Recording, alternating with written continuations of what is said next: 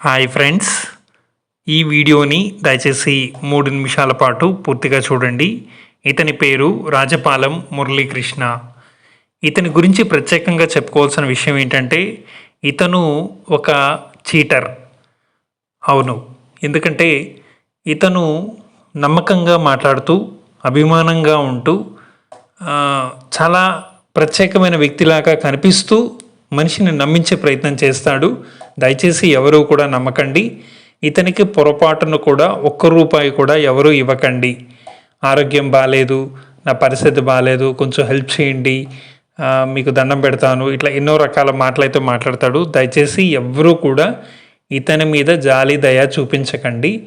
నేను అలా జాలి దయ అన్నది కొంతవరకు చూపించడం వల్ల ₹58,000 డబ్బుని పోగొట్టుకున్నాను. అది తిరిగి రాదు. కనీసం ఇంకొకరికైనా ఇలాంటి ప్రాబ్లం రాకూడదని చెప్పి ఈ వీడియో చేస్తున్నాను. సో దయచేసి ఇతన్ని ఎవరూ కూడా నమ్మకండి. గతంలో ఇతను చేసిన పనులేంటో తెలుసుకుందాం. ఇంతకుముందు ఇతను తిరుపతిలో ఉండేవాడు. ఈ అనాథరైజ్డ్గా హెపటైటిస్ బి అనే వ్యాక్సిన్స్ని ఇంటింటికి తిరిగి వేసేవాడు. సో దాంట్లో కమిషన్స్ వస్తాయని ఇట్లా చెప్పేవాడు. సో ఆ డాక్టర్ గారి పేరు అయితే చెప్పేవాడు కాదు, కానీ హెపటైటిస్ బి వ్యాక్సిన్స్ని ఇంటింటికి తిరిగి వేసేవాడు. సో అలా మా ఇంటికి కూడా వచ్చినప్పుడు ఇతను మాట తీరు కొంత నమ్మి వేరే ఎవరికన్నా ఇంకొక 5-6 మందికి కూడా ఫ్రీగా వేయండి అని చెప్పి దానికి డబ్బులు ఇవ్వడం అయితే చేశాం. సో ఆ మంచితనాన్ని ఆసరాగా చేసుకొని సాయంత్రం వేళల్లో ఇంటి మిద్దెపైకి వచ్చి అక్కడ కూర్చొని తన ప్రాబ్లమ్స్ని అన్నిటినీ కూడా చెప్పేవాడు. తనకు ఎవరూ లేరని చెప్పేవాడు, ఒక మదర్ మాత్రమే ఉన్నారని చెప్పాడు. రకరకాల పరిస్థితుల్లో మనుషులు ఉంటారు కాబట్టి ఇతను కూడా హెల్ప్ చేయాలనేసి అనుకున్నాం.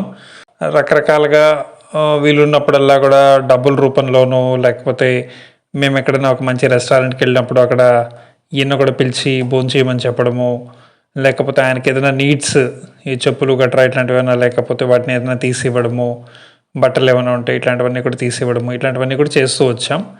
సో చివరికి ఆ డబ్బు ఉన్నది విపరీతంగా పెరుగుతూ అప్పటికి 48,000 దాకా వచ్చింది. అది అప్పటి నుంచి మళ్ళీ వాళ్ళ ఊరికి వెళ్ళి వాళ్ళ మదర్ చనిపోయారని చెప్పారు. అప్పుడు వెళ్ళిపోయిన వ్యక్తి ఇంతవరకు మళ్ళీ కనిపించలేదు. ఆ వడ్డీలు గట్రా మొత్తం పెరుగుతూ వచ్చి ఇప్పుడు 58,000గా ఉంది. ఇప్పటికీ కూడా ఫోన్లు ఎత్తాడు. ఒక్కసారి మాత్రం ఫోన్ ఎత్తి నేను అడుగుతాను, నేను అడిగితే మీరు ఎందుకు ఇస్తారు, నాకు మళ్ళీ ఎందుకు ఫోన్ చేస్తారు, నేను ఇంక నుంచి ఫోన్లో రెస్పాండ్ కాను, నేను ఆ డబ్బు కూడా కట్టను, ఏం చేసుకుంటారో చేసుకోండి అన్నట్టుగా మాట్లాడాడు. ఫ్రెండ్స్, దయచేసి ఎవరూ ఇతన్ని నమ్మకండి.